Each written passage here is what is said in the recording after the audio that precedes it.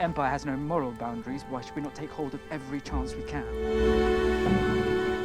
Hello, everyone, and welcome to Decoding TV, a podcast about television. I am David Chen. And I'm Patrick Willems. On today's episode of Decoding TV, we're going to be discussing Season 1, Episode 6 of Andor, entitled The Eye.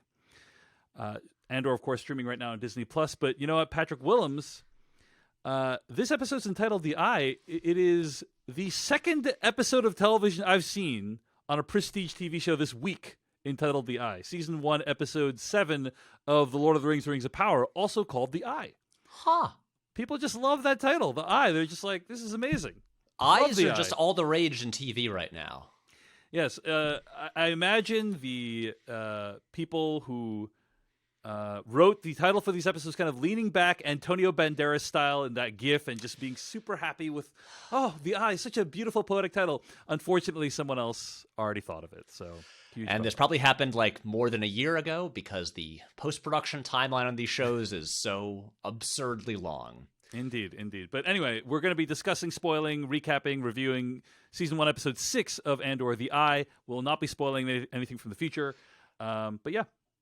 That's what the plan is for today's episode of the podcast. You can find more episodes of the show at podcast.decodingtv.com. Email us at decodingtv@gmail.com.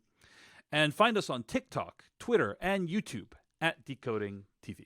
I also want to be clear, we will not be spoiling the Rings of Power episode called The Eye, because I haven't seen that. Yes. And I don't want to get spoiled because at some point I will catch up on that show. All right. Well, you've heard it here first, folks.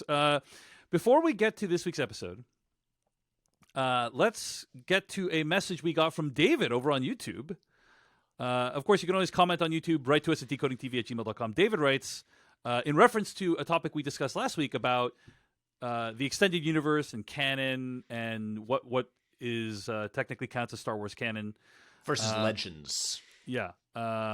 Legends, exactly. David writes, on the subject of Legends versus canon, for all the many, many, many stories in the extended universe, the origins of the Rebel Alliance were, to my knowledge, never explored very deeply.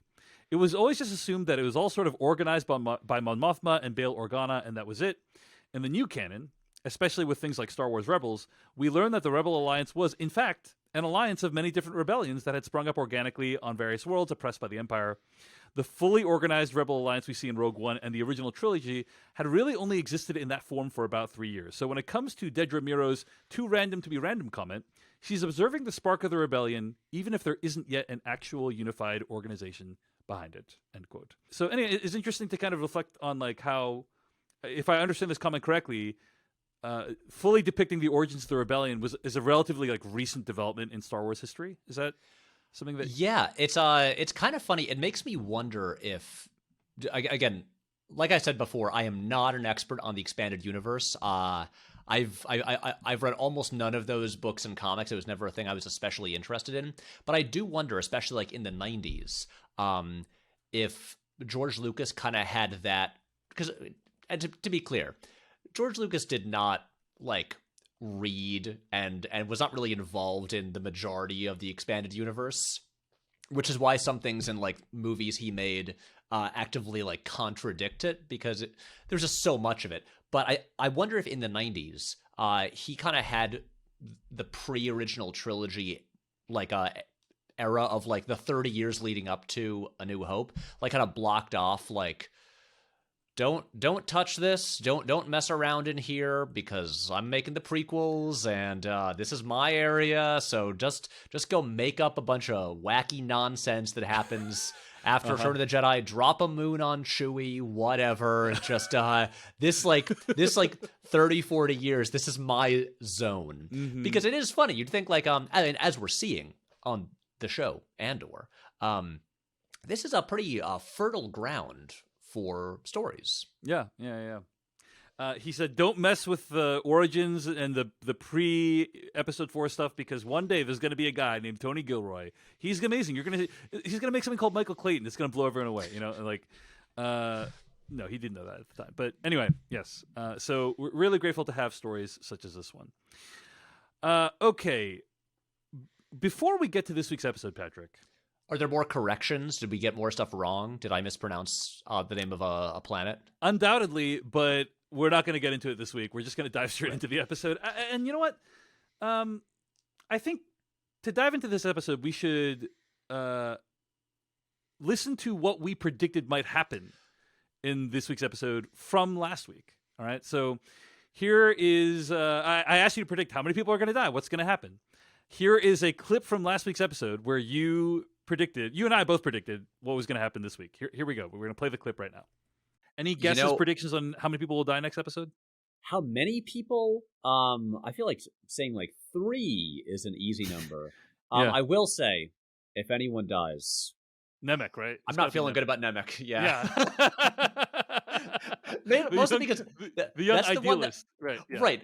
Which one is going to hurt the most? Which one is going to motivate Andor the most to become who we know in Rogue One, right? Yeah. But yeah, who knows? Yeah, maybe it'll be a situation where the heist goes perfectly, and I don't know, and then Vel betrays them and tries to steal all the money for herself, and turns out she's actually working with the Empire. That would be a thing that could be a thing that happens. Who knows? Maybe Darth Vader will show up and swipe it all and bring it back to Mustafar so he can sleep on a big pile of money. Well, Patrick, you got that partially correct. I know. It wasn't Darth Vader. It was Sheev Palpatine who showed up and stole all the money for himself. Somehow Sheev survived through this whole thing. He does that. Somehow he's alive. But we obviously nailed the whole Nemec dying. You know, that was a thing that happened. Not in the way that I thought he would die. No, but yeah. I will say that was the thing. He was the one guy we both agreed was like, yeah, he's toast. Yeah. And yet the way his death ended up not feeling predictable, ended up being so much more powerful and suspenseful. I mean, look, this show, even when we kind of have a sense of where it might go, it constantly surprises me. Let's talk about overall thoughts on this episode. Patrick Willems, what do you think of season 1, episode 6 of Andor? David Chen, I thought it ruled. That's your technical assessment. Yes. After putting my many years of like film studies to work here, and my academic opinion is that this episode was freaking terrific. Good television. No, I mean, yes, it was really good, but watching this episode, I'm just like, oh, this isn't just like easily the best Disney Plus Star Wars show, or even easily. I mean, the bar there is relatively low, in my personal opinion. It isn't even just easily the best Star Wars thing since The Last Jedi. It's just, I'm just like, this is one of my favorite TV shows of the year, which is a thing I have not said about anything that has aired on Disney Plus. Yeah. This is extremely good. It feels wild that this is Star Wars, because I feel like Star Wars, everything since The Last Jedi, has mostly been a matter of like feeding us, like, you know, it's like, oh, here's like, just like listen to like a greatest hits collection. Like, here's the stuff you're familiar with. Here's like characters, you know, doing the stuff you expect to make you feel kind of good. And I'd like forgotten that Star Wars could be like gripping, emotional, like genuinely exciting television. Not exciting in the way of like, ooh, I wonder what cameo we're gonna see this week. But like when it's getting to the climactic action sequence, when, you know, with like ships like outrunning each other and trying to escape a meteor shower, I'm like, I can't believe how suspenseful this is. This is really, really good. I think this is the best episode of the show yet. I at this point, halfway into the season, I full on love this show. I'm so glad that I accepted your offer to podcast about it, because going into it, you know, we were like, who knows? Yeah. We hope it's good. And now I'm like, man, I picked a good one. And by that, I Yeah. mean, you picked a good one to ask me to join you on. So, yes, Yeah. big thumbs up from me. +1 to everything you said.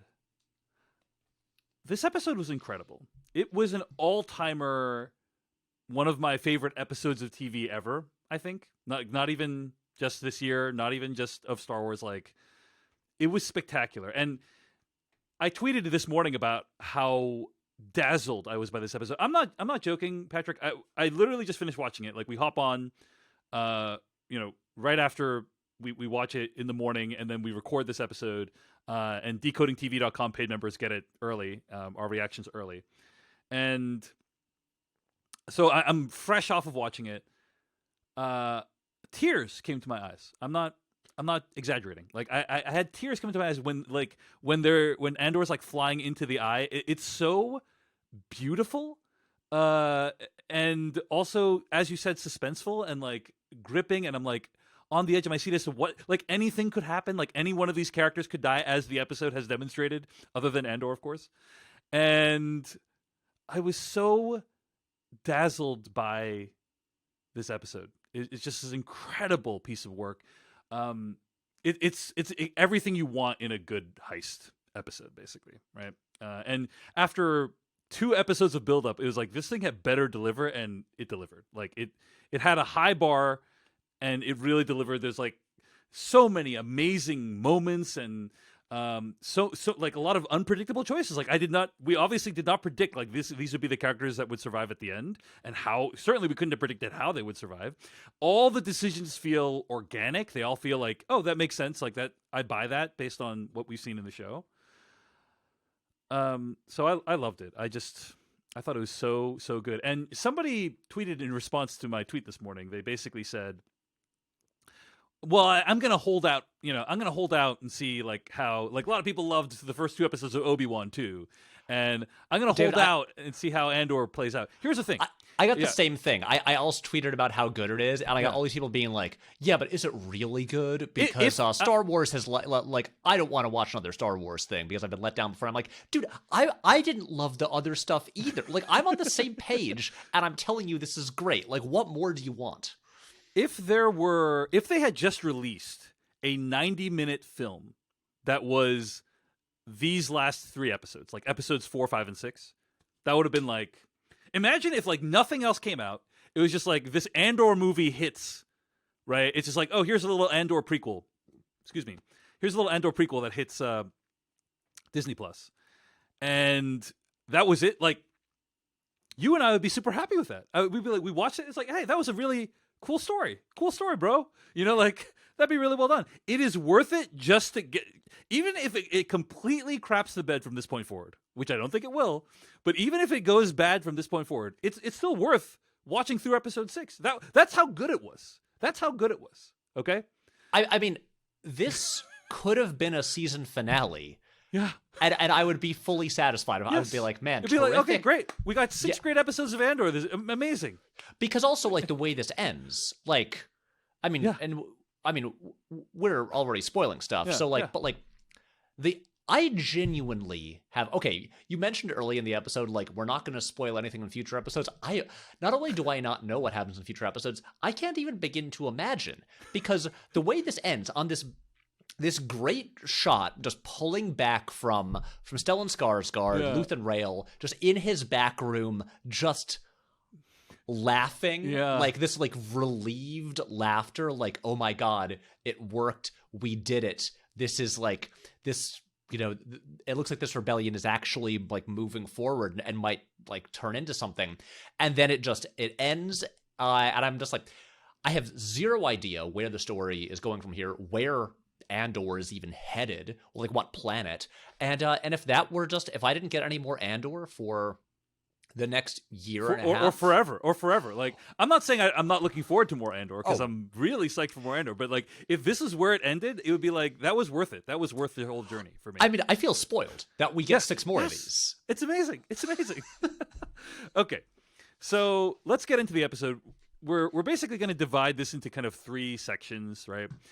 There's the pre-heist, and then there's the heist, and then there's like a few things that happen post the heist. Okay, so pre-heist, we are introduced to several more characters. And the whole time I'm wondering, like, why are we being introduced to these characters? And then, of course, they play a key role in the heist itself. And again, it is. I know we've already talked about how Tony Gilroy has mentioned that there's like 197 speaking roles in this season or something like that. But it is wild how many characters keep getting introduced in like every single episode. Yeah. And then I'm just like, and right when you think it's like, don't we have enough people here on Aldhani? And then it's like, nope, these are pretty compelling people too. I see why you introduced them. Yep. Kind of necessary. Yeah. Every character is like necessary for the plot in some way, you know, and it's great. So yeah, we meet this character named J-Hold, who is played by Stanley Townsend, and he is Lieutenant Gorn's boss, and he also has a boss named Colonel Pettigar. And the idea is that Colonel Pettigar is visiting the base, and J-Hold needs to impress him and kind of come off well so that, you know, they can get off this stinking planet, as J-Hold says to his wife, who also gets a named role. Roboda, I believe, is her name. Yeah, and their son. Yeah, like we meet a whole new family of characters here, and right away they establish the dynamics like really clearly. Yeah. You've got J-Hold there struggling to put on his belt for his kind of like official kind of ceremonial uniform, and his family's getting all dressed up, and like his son is miserable. He feels sick. His dad has no sympathy. He's just like, look, you've got to present yourself well. You've got to come to this event, because if this goes well, we can finally get off of this dumb, miserable, like, backwoods planet we've been assigned to. Yeah. It's interesting, the idea that you would never think of it, or not never think of it, like, probably you thought of it, but this idea of, like, that there's some assignments for the Empire that are more desirable than the others, right? And I'll say, Aldhani, as it's been depicted, I can understand why people would not want to work there. No, it's incredibly beautiful, but it seems gray all the time. I don't think we've seen the sun a single time. Maybe a little bit, you know, during one of the early scenes. And it's also just mountains around. It's not like there's like a there's not like a thriving city or exactly. Yeah. And again, I think I was wondering, and I'm sure in peripheral Star Wars stuff there's examples of this, but have we met family members of Imperial officers before? I'm not sure. We've obviously met Mon Mothma's family. Oh yes, but like this is just a regular like Empire guy like in the military, and here we've got like his wife and his son, and like he has a home life. Yeah, and we usually point to Krennic, Ben Mendelsohn from Rogue One, as like the most kind of like normal guy Imperial person before, because usually, Imperial officers are just these like slimy, like boot licking, like Nazi type guys who you can't imagine they have any lives outside of work. And here, it's a guy, and he's got a kid, and who he's telling to like get dressed up and stop complaining. And so it's again, we've said this in every single episode, but I love seeing this like this new perspective on the Empire. Yeah. His wife kind of takes a dig at him. He's like, yeah, these clothes are all compressed, and she says, perhaps it is you who has expanded. And it's like she gets a little dig in him, and it's like, hey, Roboda, go easy on him. He's having a challenging day. It's about to get harder. Okay. Well, I think she deserves to get that little dig at him. Yeah, I mean, to be fair, we do see him kind of talk very condescendingly about the Donnies to his boss, Colonel Pettigar, right? And he's also, I'd like to point out, a member of the Empire, which are bad guys. Yeah. Okay, I see. So that's another reason why we should look down. We should not be on his side. Yeah. But yeah, it's interesting. What's interesting about introducing Pettigar as a character who is in Andor the series for about like 10 minutes total of screen time, I think, before he's unceremoniously killed off, is this idea that the show is really going heavy with, that it's middle managers you need to please all the way down, basically. Like, no matter where you are at the Empire, even Darth Vader had like bosses, basically, right? So everyone needs to kind of please the next person up the line. Gorn needs to make sure J-Hold is happy. J-Hold needs to make sure Colonel Pettigar is happy, and so on and so forth. That's just the way it is. That's just the way life is in the Empire, and also in the world, in the universe. So. Yeah. Also, the more of these people that we meet, I do sometimes think, man, if these guys ever meet Darth Vader, they must think he's so weird. Yes. Like Darth Vader exists in a totally different world. Like these are people who have never dealt with like Jedi at all, who've probably never seen a lightsaber. Yeah. And I will say it is as we learn a little bit like around the middle of the episode, it's very important that J-Hold's family is there. They serve an important role. Yeah, totally. But Patrick, I think early on in this podcast, I believe it was with our Andor episodes, I was noting, like, what are some ways of getting good exposition out there? And I noted, like, having a toast is a good way of, like, having someone describe someone's life. Well, now we learn another good way of getting exposition out there, Patrick. You're giving a tour to somebody who's your superior, and therefore you need to summarize everything that's going on with the world, right? Mm-hmm. Oh, we used to have thousands of Donnies show up for the Eye, but now it's just 60. And they're talking so blithely about basically like eradicating their entire way of life. And sure, it's a sacred mountain, but blah, blah, blah. It's, I think, clearly a sharp dig against colonists, imperial forces, and America, like how America treats indigenous people so carelessly and blithely, and it holds a mirror up to the country, basically. It does. I think this sequence does. But yeah, we do learn a lot about the Donnie's history, and we see them kind of walking along the path to get to the garrison. Spectacular kind of views of them walking and arriving. So, and I mean, the whole episode looks incredible. There's so many amazing visuals in the episode. This looks Vel and Cinta like going underwater to the dam, basically, and when you can see the very first like meteors from the eye going overhead and like illuminating them. And it's cool. It's cool that they thought of that. Oh yeah, of course, something like that wouldn't necessarily just happen all at once. You'd get like little traces before it starts to happen, right? Exactly. I mean, I think we'll talk more about visuals as this goes on, but this is an episode where it is funny that considering that this almost, if you step back and just like look at like the lineup of the Disney Plus live action Star Wars shows, this is the one that almost feels like the kind of like it would be considered the kind of like cheap, like tacked on, like afterthought one. It's like, oh man, we've got a Boba Fett show. We've got these shows by like Jon Favreau. Oh, we've got an Obi-Wan Kenobi show, and then I don't know. There's like the dude who got killed in Rogue One. He's got a little prequel show too, and like I know we've talked about how this is the first of the shows that's not shot on the volume, the ILM stagecraft. Like, I mean, like genuinely very impressive. Like LCD screens that create these backgrounds and these sets.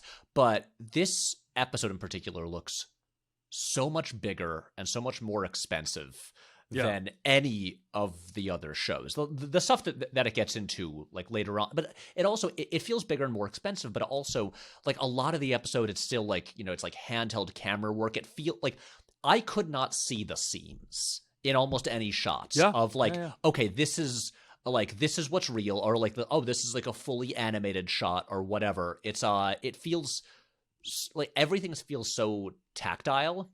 Yeah. And even like when we see TIE fighters and those like the pilots like hopping into those as the meteor shower is like coming down in the background, I'm just like, wow, we've never really seen TIE fighters in this way before. Everything looks incredible, and so I huge shout out to Susanna White, who just like knocks us out of the park. She directed the episode. And she directed this whole set of three. This whole set of three. And what I love about the look of it too is you really get a good sense of the geography of the location. Like you sense like, oh, they're going in through the back, and then they need to fly out this way, and there's lots of establishing shots.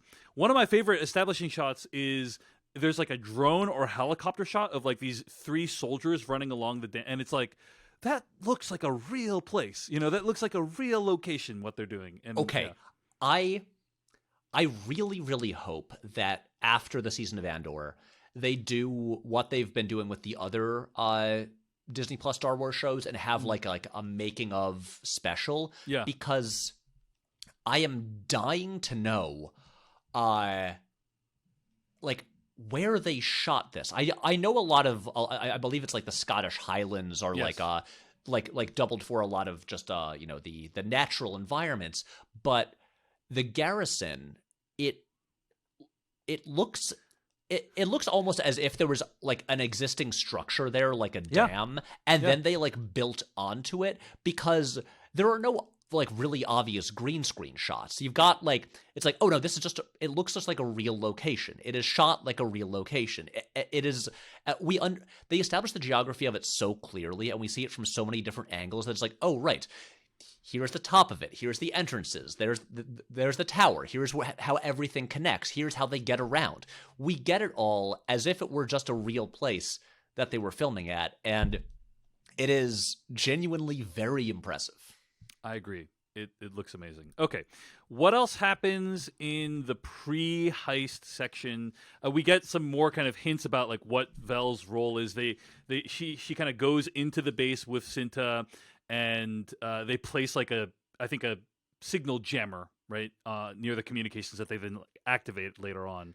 Yes, and we also get at the beginning a little more chat with Nemec and Cassian.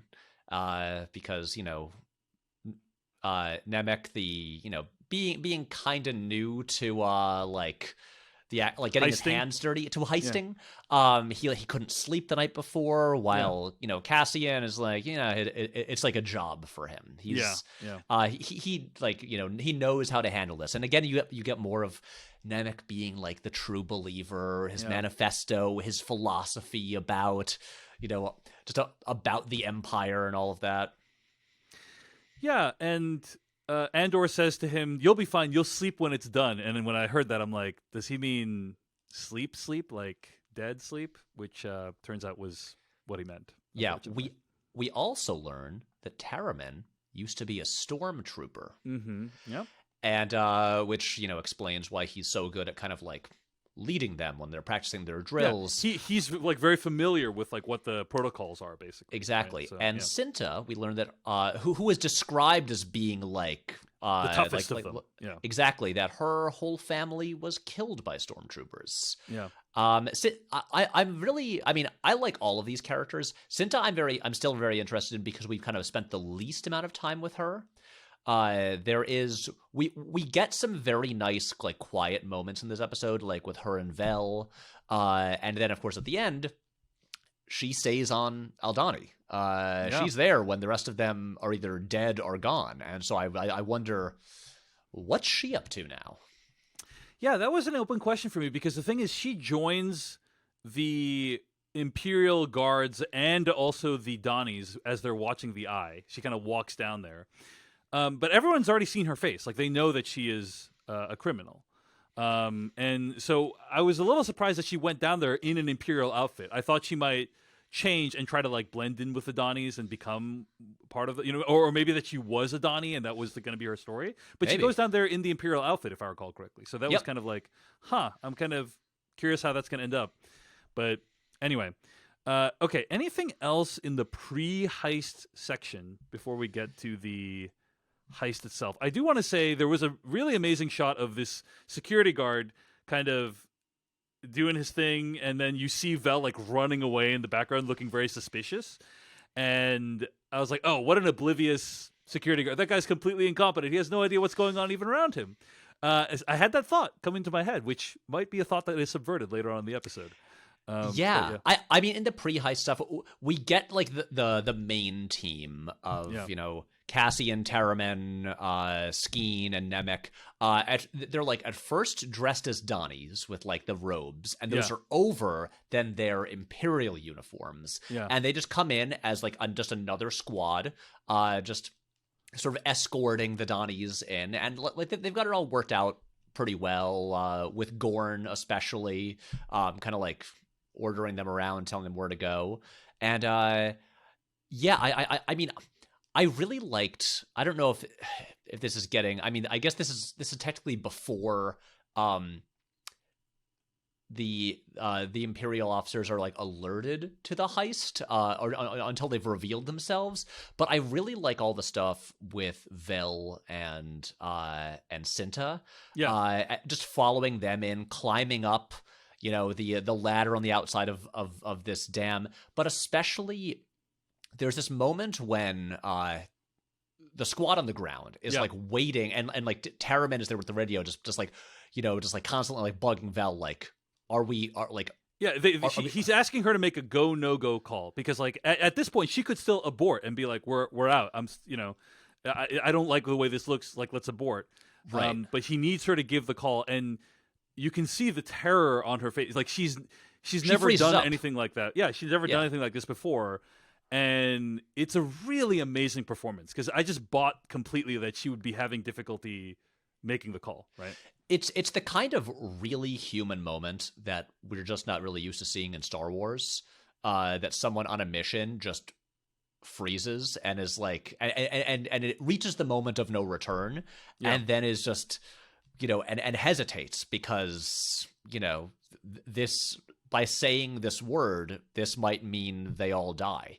And obviously she does say let's go, but just that little like 20-second moment there, I thought was like, it's representative of the kind of care that is put into the show that really does make it feel different than what we're used to.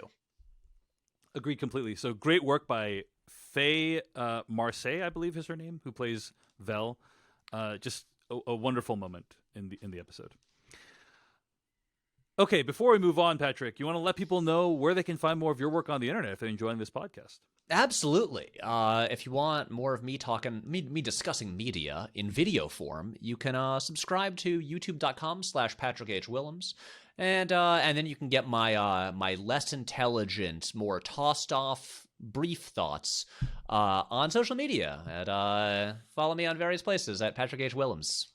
All right. And of course, if you're enjoying this podcast at podcast.decodingtv.com, you may also enjoy A Cast of Kings at acastofkings.com, where we're covering House of the Dragon, Season 1. And you can become a paid member of Decoding TV and support both podcasts over at decodingtv.com. Patrick, let's get to the heist itself. The heist begins. The squad, the unit, escorts J-Hold and Petagar into the garrison, and the doors close, and we begin. All hell starts breaking loose. I felt a little, my sympathies was with J-Hold a little bit, because he's got a boss to impress, And I'm just like, the whole time I was hoping, I hope that Petagar leaves before this whole heist happens, because like J-Hold must be so stressed, because I've been in that situation so many times in my life where I have a presentation for a boss or something like that. But of course, no, it takes place in the worst possible way imaginable for J-Hold's career, I think. David, I like this recurring thing throughout this podcast of you being like an Imperial sympathizer, by being like, well, J-Hold and Cyril Karn, sure, they might be, I guess, members. They might be responsible for mass atrocities. Exactly. They might have had mass atrocity here and there on their CV, but right, they're members of a fascist regime and stuff like that. But they're having a tough time at work, and we should feel bad for them. No, I mean, I'm just teasing you, but I know you're teasing me, and I should be teased, and that's fine. I do think that the show tries to make you sympathize with all the characters, though. I do think that's something that the show, like, why introduce? I guess introducing J-Hold's family it serves a plot function in that. How else could they force J-Hold to do anything, right? But I do think that having him have a family does make him more sympathetic. I will say this too. It honestly reminded me. I've been doing this rewatch of a television show called Gangs of London. Have you seen Gangs of London, Patrick Willems? I still haven't. I love Gareth Evans, and I've been meaning to watch it. I just watched the trailer for season 2 and was like, man, did you? So the Red Band trailer for season 2 is like one of the most hardcore, violent, gory trailers I've ever seen in my life. Like, it's no one of exaggeration. the most brutal, like 2 minutes of anything I've ever seen. Yeah, it's incredible. Anyway, you have to watch Gangs of London season 1. Okay? Yes. But I'll try to be very non-spoilery about what I'm about to say, which is just that in Gangs of London season 1, at one point you're introduced to an elite kill squad, right? And the show spends a lot of time like introducing you to these 2 members of the kill squad that are like husband and wife or like romantically involved, and you kind of follow them through their daily routine. And then it's like it's kind of this thing where you're like following them through the daily routine, and then they got a call, it's time to go kill squatting, and it's like, oh, it's surprise. I thought they were just a normal couple, but they're actually part of a kill squad. In Gangs of London, it is very, very over the top because these characters in Gangs of London, the show, are like inflicting these horrible things on each other all the time. And then so to have it be like, oh, I love you, blah, blah, blah. Okay, now let's freaking like cut this guy's throat. It's just like really almost comical how discordant it is. Mm-hmm. But I still appreciated that they're like, hey, we're giving you a little bit of background for these characters that would otherwise be completely just kind of 2-dimensional, almost faceless characters, right? Yeah. And so that's what Andor is so good at doing, is it gives you the texture of these people's lives a little bit before it snuffs out these people's lives. Like it lets you like have a little bit of detail before it kills people. Yeah. I totally agree. And also with like the Imperial stuff, it feels like it's very interested in like the idea of like, what is it, the banality of evil. Mm-hmm, banal. Yeah, banality of evil, yeah. Yeah, about like, oh yeah, these are not all like, you know, monsters stomping around like murdering people, not a bunch of like inhuman, just like evil things. It's like, oh no, these are just people doing like at what to them are just regular jobs, and just in service of something that is evil. And because usually when in Star Wars, you know, when we see Imperial people, you know, it's like Tarkin or whatever, yeah. A guy who's or Palpatine. It's just like, oh no, there's no humanity there. They're just like evil space Nazis. Yeah. On last week's episode, I said that we all know how heists are supposed to unfold, and I questioned whether Tony Gilroy would like completely upend what our notion of a heist would be in this episode, right? I don't think he did that. I don't think he did that, because what I said last week was the heist is going to happen. They're largely going to get away with it. Something's going to go wrong during the heist. Maybe some people will die, but like they will eventually succeed. Like that is what a heist is. That's most 99% of heists are like that. And I was like, I wonder if he's going to subvert that formula. He didn't subvert the formula, but there were still many surprises. And they start with this opening scene of the heist where they get Pedagar and J-Hold and his family, like they're capture them. Pedagar whips out a gun and points it at Nemec, and he's like, let the boy go, which is like, again, Patrick, it's like, hey, this Pedagar guy, he might have he might have committed genocide at some point, but he's like, let the boy go. He's like, you can keep me, you know, but you can let the boy go.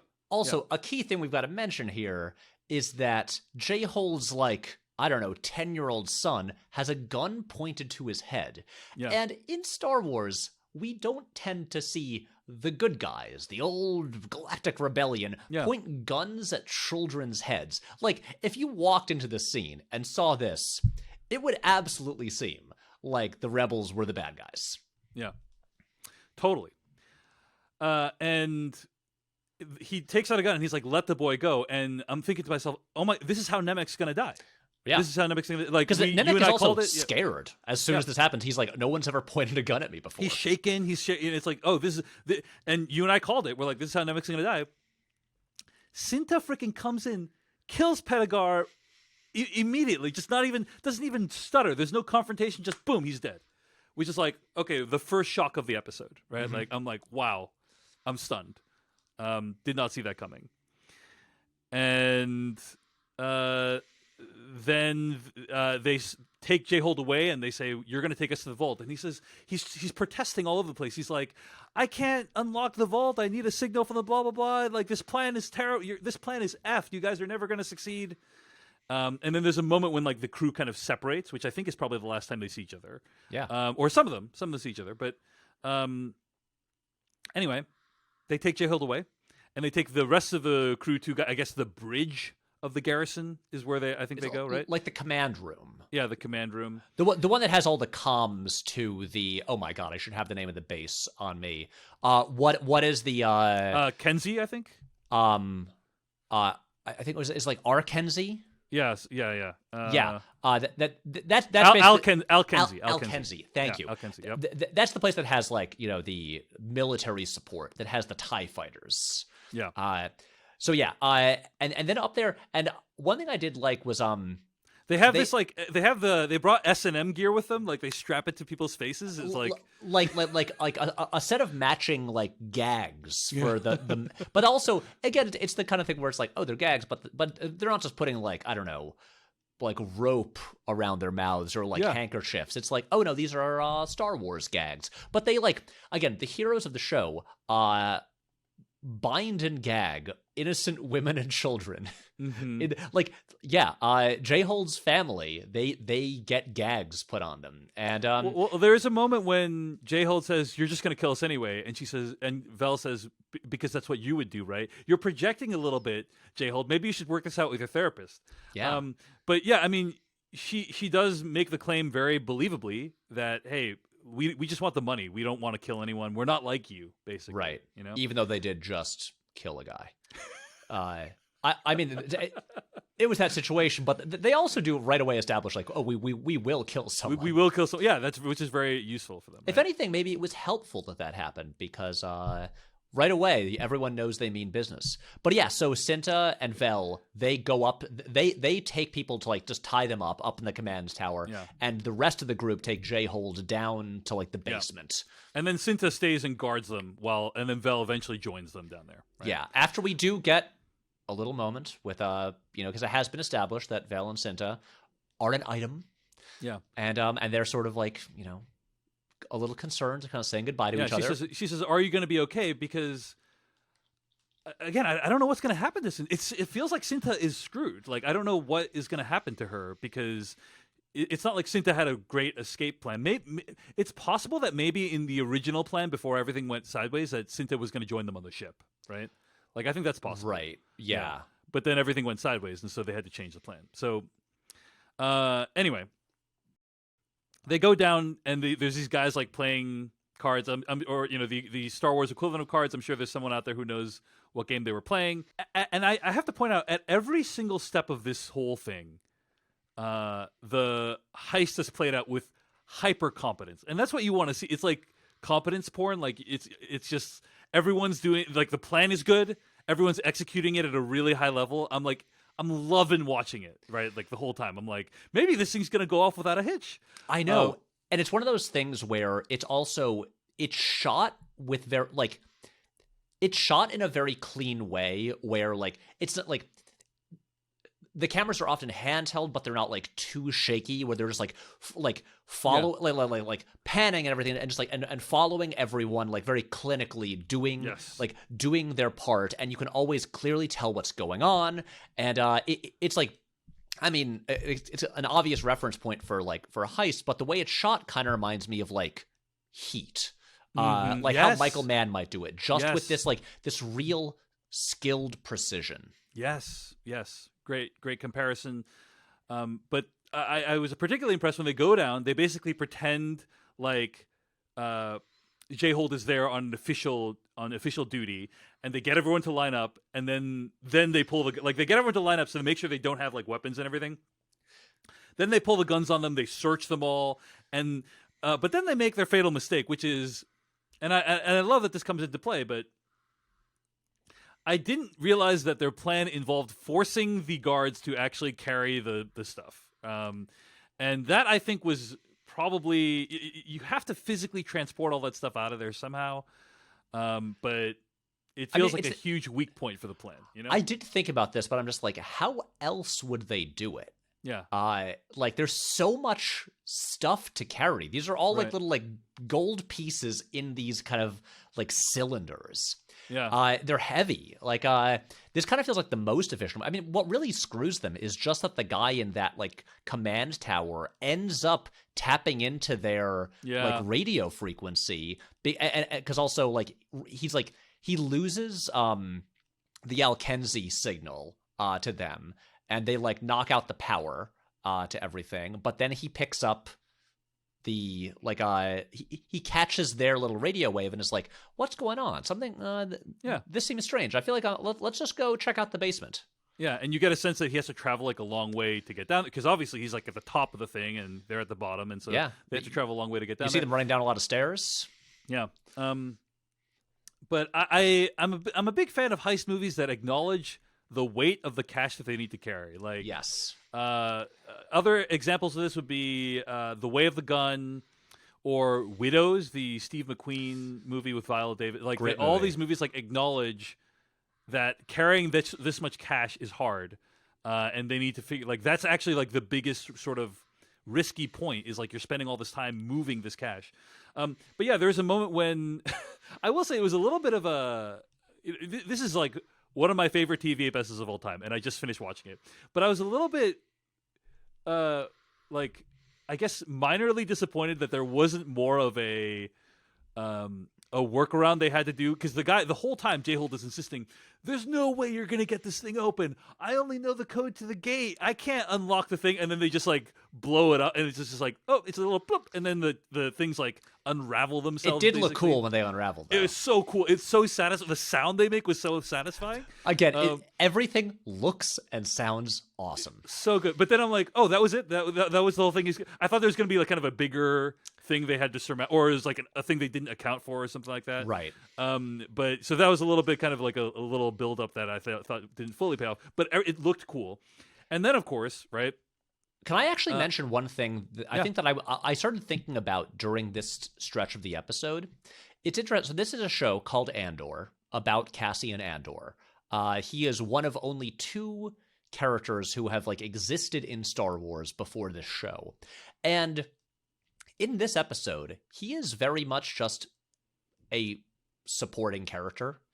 He does not feel like, I mean, even though he's the guy who pilots the ship out in the climax, he doesn't really feel like the main character or the hero for most of this. He's just a guy on the team. Like he gets basically equal screen. Like, I mean, for a while I was like, man, is Taramyn getting like more screen time than Andor? It's interesting because like this Star Wars has always been this thing ever since the first movie, you know, with like Luke Skywalker on this classical hero's journey. It's about these like, you know, chosen ones and all of that stuff, these special people that save the galaxy on their own. And this is very much a show about a supporting character, about just a guy. And even on his show, and this is not a criticism at all, this is in, you know, many ways, I feel like this was a deliberate choice by the Gilroys, because Dan Gilroy wrote this episode, where he's just a member of the team. He's not the hero of the rebellion. And in this episode, and the show, it is wild that, considering the majority of the cast of this episode only showed up in episode 4, and he kind of like steps aside and let like Vel and Nemec are really kind of like the stars of this episode. You could imagine a universe where like they are the protagonists of this whole thing, you know? Right, exactly. but Cassian is just the guy who's with them. They're such well-drawn characters. You know, I'm like super attached to all of them at this point. And, Yeah. Anyway, Gorn's down there running everything. He has a nice confrontation with J-Hold, who's like, "You'll hang for this," and he's like, "Well, that would be actually a good outcome based on everything that's happened over the course After of like the last 7 years working for you. 7 years is working for you, you know." And it's like, ooh, rough. Around this time, we're also intercutting with the Donnies kind of doing a chant and around this fire, and I'm curious, like, I was kind of curious, like, are they going to play into the plot somehow? But I don't think they do. I think, well, I mean, obviously the eye plays into the plot, but you just they're just mostly there for vibes, I think. And then Good you see vibes. the Alkensi base, like these people getting into the TIE fighters, like the tension is building, right? Okay, As to, like, they also- need to get out of here. Yeah. And now the meteor shower, the eye is really ramping up. The sky is full of like these kind of like turquoise, like, you know, shooting stars. It's like illuminating everything. And watching these like silhouetted in the foreground, like pilots climb down into TIE fighters while the background is illuminated by this like turquoise sky. It's one of the most beautiful things I've seen in anything Star Wars. It's like it looks so good. And I think I also just love watching the, like, you know, I guess like the mechanisms of like, oh, how all the TIE fighters are like hooked up to this system. They're all like kind of like in a set. They all like fly out together. It's incredible. It is like the way things escalate is so effective. I thought it looked really good, and you know, they have obviously been building up to the eye for like 3 episodes, and you're like, oh, this better look spectacular. It did look spectacular. I liked how it looked. I think also they used it very artfully in the sense that it was you see a lot of, you probably see just as much people reacting to the eye as you see of the eye itself. Mm-hmm. And I think they're kind of being judicious with their CG. They're like, hey, we can't show like 3 minutes of the eye, so we're going to show like 10 seconds of the eye and a ton of people reacting to it. And we do get one like early, like when it's really like kicking in, a big wide shot of that's all you need. But it's kind of like, and then of course you also see it in the background when they're he's escaping the TIE fighters. Like that's great as well. But I thought basically it felt like they didn't have infinite budget to depict the eye, and they chose their shots very carefully on how they did it, and I thought they did a great job. So that's kind of what I wanted to say. But nothing ever felt like cheap. It still felt huge. Totally. And Agreed. But again, it just like at no point did it feel like it turns into a cartoon where it's like, oh, and now we're just in like fully animated like CGI cartoon world. Yeah. It's usually like the camera is like focusing on the people, and this is like in the background. So there is a firefight that breaks out back at the garrison because that squad makes it down. Karn 2.0 is super, like, needs to figure out what's going wrong with the radio and all that stuff. He takes the squad down. What I loved was how they tried to kind of save it.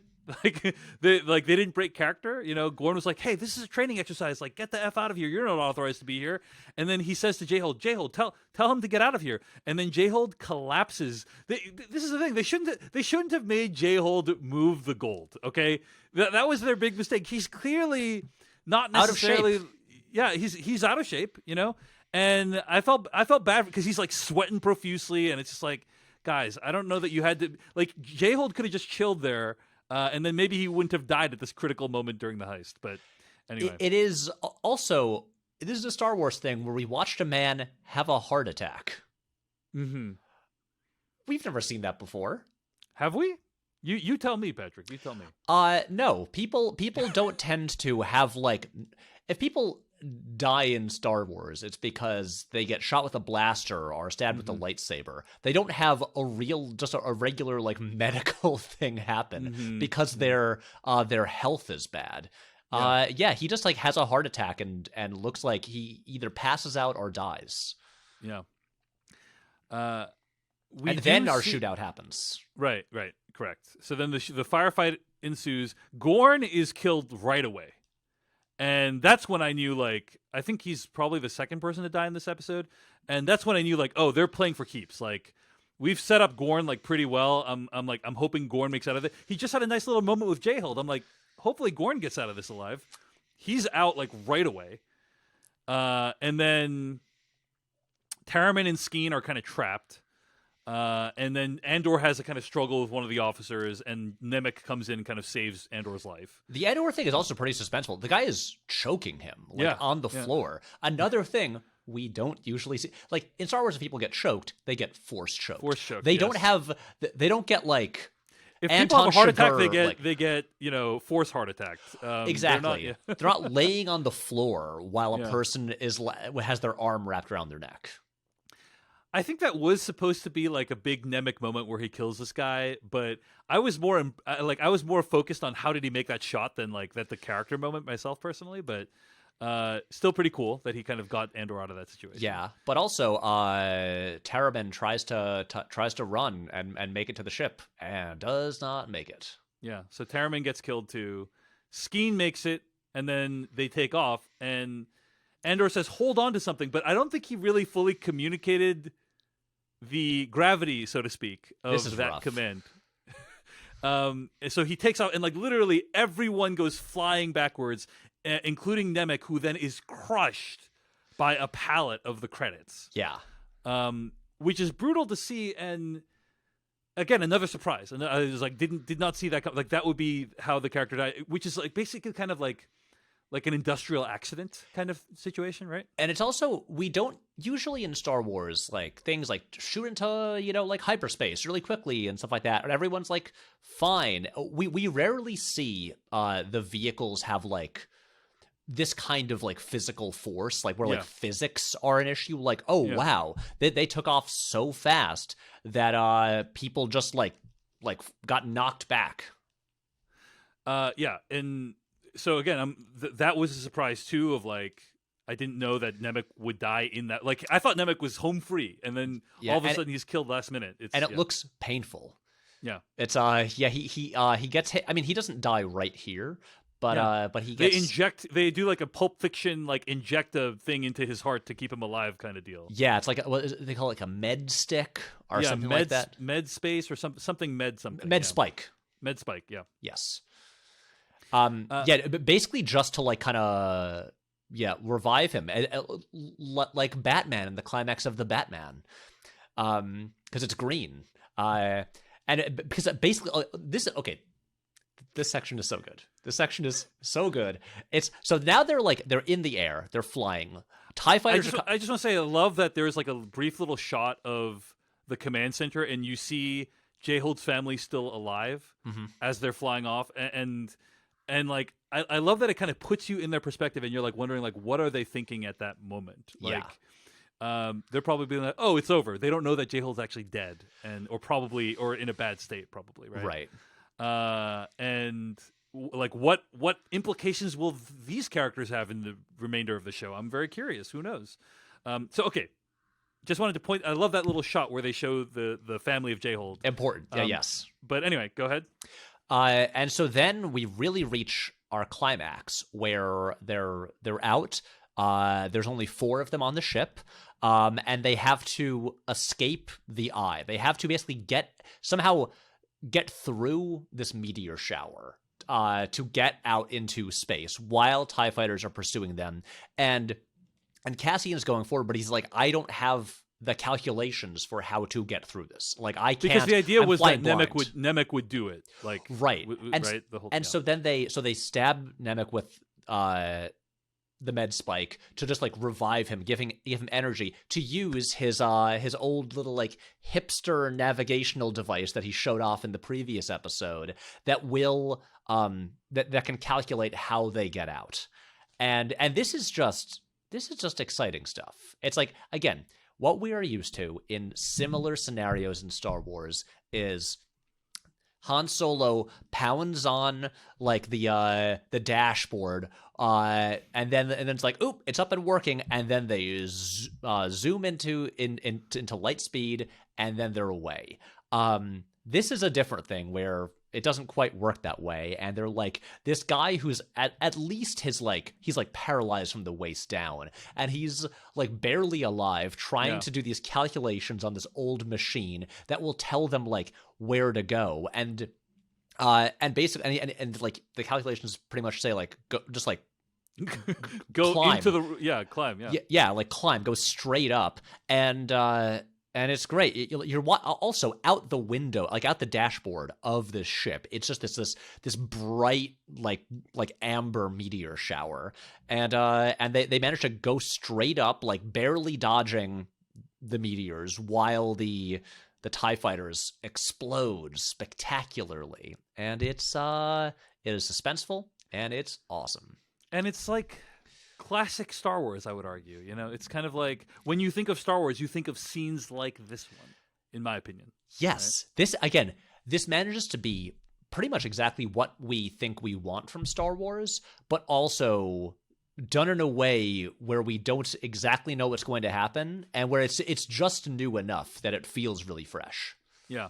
I am my mind is reeling like the whole time. I'm like oh my gosh, the heist is so competently executed. Oh my gosh, Pedagar just died. Oh my gosh, Gorn just died. Oh my gosh, Tamarin, like I'm just like Nemec's dead, and then but they're going to take him to a doctor. Maybe he'll be okay. And like the episode had so many like twists and turns. My mind was being blown like left and right. I was just like, and then so Skeen says, "Hey, we should go take him to a doctor."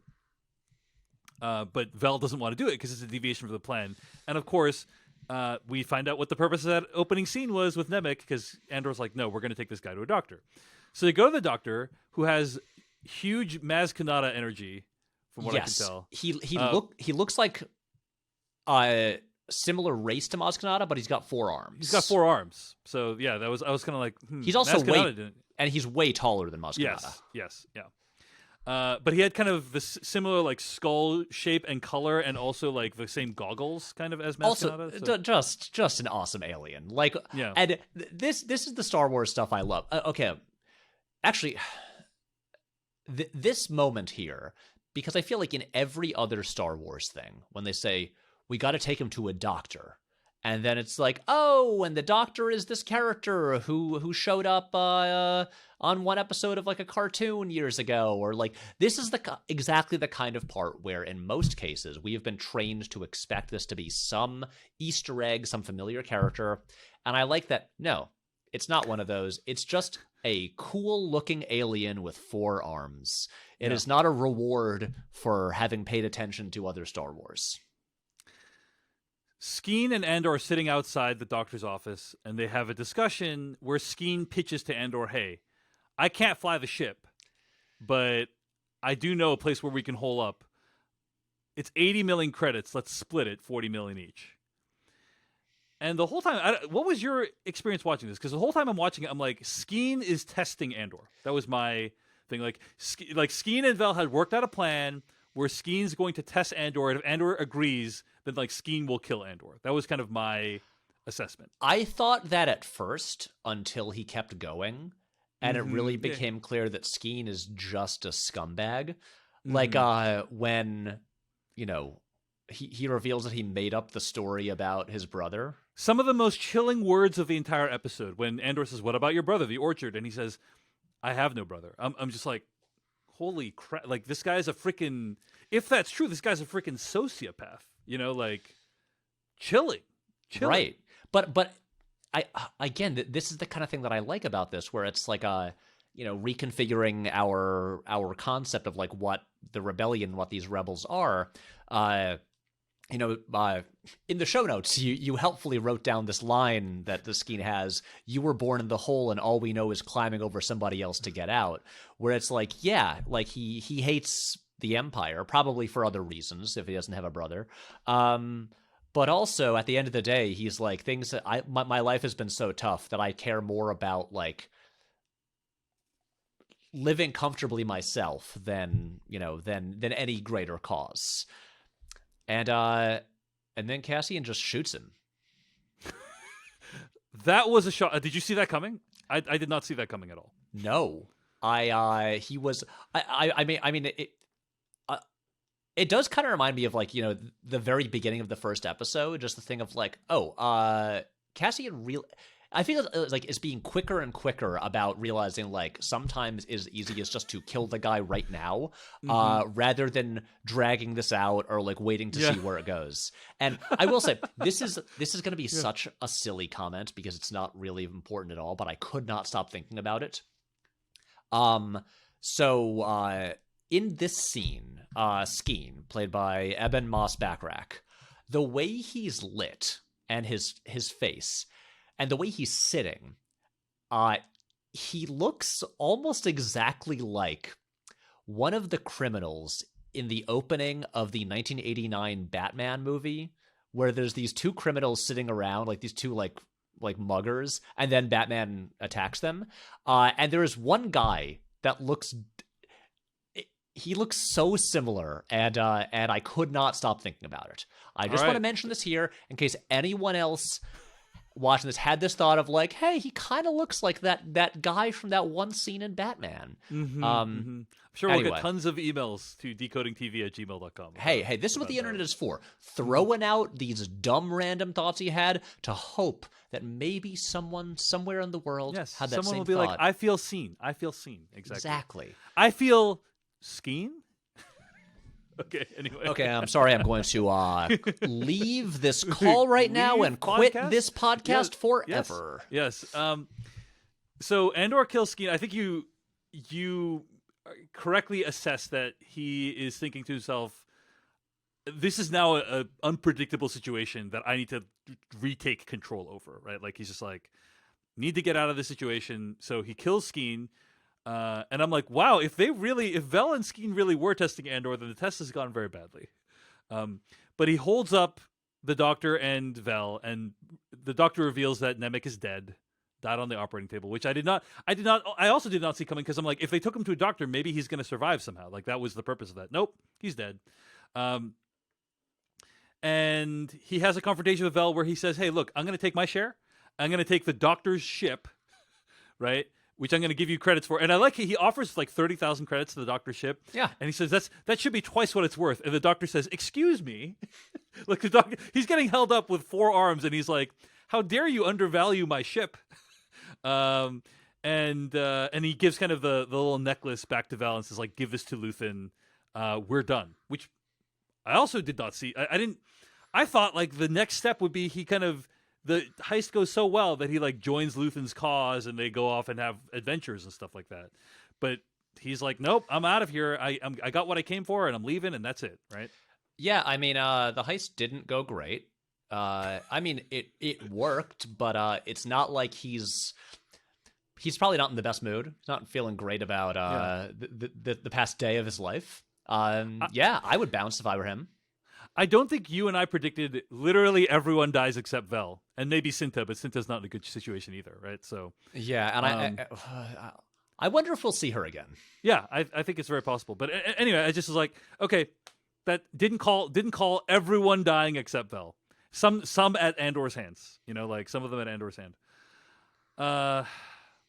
And that's kind of it. That's all we know. No, I know. We got the Coruscant stuff as well. No. Oh yeah. What else? David, you're missing the most important part of the episode. What's the most important part of the episode, Patrick? Because then, when he's saying to Val, like, "Hey, I'm going to take my share and get out of here," she goes, "Wait, take this. Here's Nemec's manifesto. He wanted you to have it." And he's like, "No, thanks." She's like, "No, thanks. He insisted." This is manifesto that he's been talking about for the past few episodes, and he's been talking about it to Cassian, and now his like dying wish for Cassian to take that with him, because this manifesto is basically, I'm assuming, what is going to radicalize him. And I mean, granted, he's already heard a lot of Nemec's ideas and stuff like that, but I think him getting this little handwritten book is extremely important in terms of his overall arc.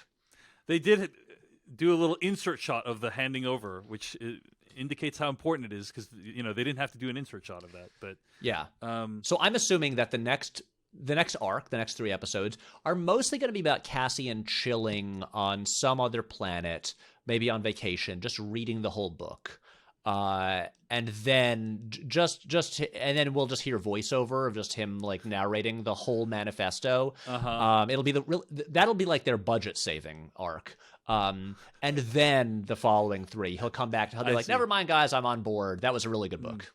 The next 3 episodes are going to be real thinkers, you think? And exactly. And then we're going to end with a big climactic action scene. Yeah, it's just going to be like a 3-episode like poli-sci course. Okay, well, we'll see if that's right. I mean, I bet that'll be like, probably, it might go the way of like my Darth Vader theory, but we'll see. I'm betting big, and maybe this will pay out. We go to Coruscant, and news of the hit on the Aldhani garrison has spread throughout the galaxy. It is perceived as a major rebel attack, as somebody at Luthen's place of business describes it. We get a scene with Mon Mothma. She is talking about the Gormans in the in the episode. And earlier in one of our podcast episodes, we theorized, or not theorized, but I guess speculated based off of somebody's email that or comment that the Gorman massacre might play into Mon Mothma becoming a rebel leader. So another Gorman mention here.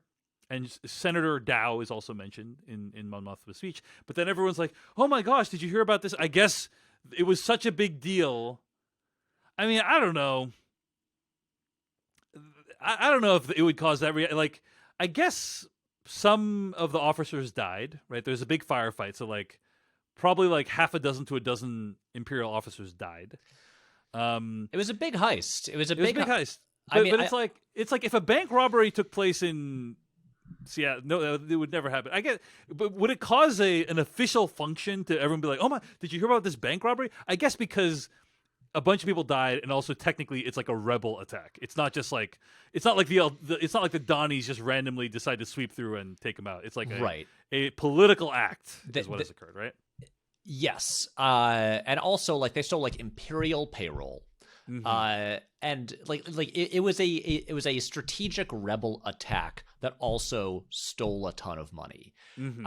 I mean, you saw. You think they have like an FDIC equivalent in the Star Wars universe? All Robert De Niro and Heat's like, don't worry, we're not taking your money. All your money's insured by the government. Maybe. It's possible. I mean, we do check over and see like Dedra Miro as like everyone's rushing, out to the meeting room. Yes. So that Major Partagaz says, I want every star sector and planetary emergency retaliation plan ready for presentation by midnight. And again, Patrick, I know I come off like an Imperial sympathizer here, but been there, man. Been there. So where it's like the boss is like something has happened, and the boss is like, I need your plans by this time, and it's gonna mess up whatever plans you had. Like, tell your wife, tell your children, you're not gonna be coming home tonight. Like that's David. Yes.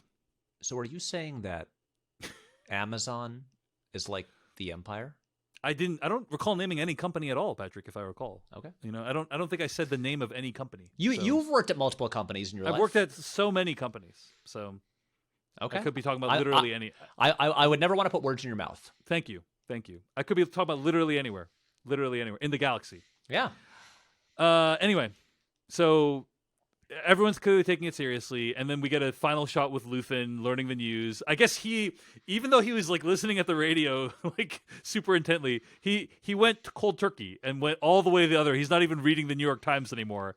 And then he finds out about it. He's like, it's all over the news. I guess he didn't even read the news that day to find out that his plan probably worked.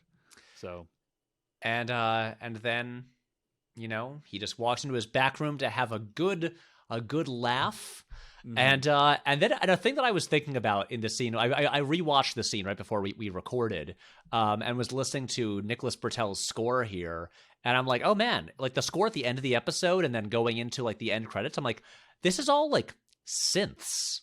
Mm-hmm. When have we ever heard like synth electronic like scoring in Star Wars? Mm-hmm. It's like it's not even like. It didn't even jump out at me like on my first watch, but I'm just like, it is wild how many things this is, how many different things this is doing than we're used to from Star Wars. Yeah, what an episode! What an episode! Amazing. Any other thoughts, Patrick Willems? I feel like we've thrown in a lot of thoughts. Yeah. I'm trying to think, were there any other moments or things like that jumped out at me? No, I just genuinely want to know how, like, what they did for the location of the garrison, how that was shot, built, constructed, what the sets were, because it was so impressive. Here's my question, Patrick Willems. Where's Karn, man? What's going on with Karn this episode? Karn hanging out with his mom? When are we going to get more Karn? That's what I want to know. When does Uncle Harlow show up? Yes. Presumably we'll find out about that later. But anyway. Yeah, because great. Yeah. We have no idea what's coming in the next arc. So grateful for this show. So grateful for this podcast where I, David Chen, can speak with Patrick H. Willems about Andor streaming right now on Disney+. Thank you so much for listening. You can find more episodes of this podcast at podcast.decodingtv.com. Email us at decodingtv@gmail.com. Find us on Twitter, TikTok, and YouTube at Decoding TV. Until next week, Patrick Willems, thanks for chatting with me today, man. Really appreciate it. David, such a pleasure, as always. What a good episode. What a good episode. Hey everyone, David Chen here. Thank you so much for watching that video from Decoding TV. If you want to get an audio version of the show, all you got to do is go to podcast.decodingtv.com.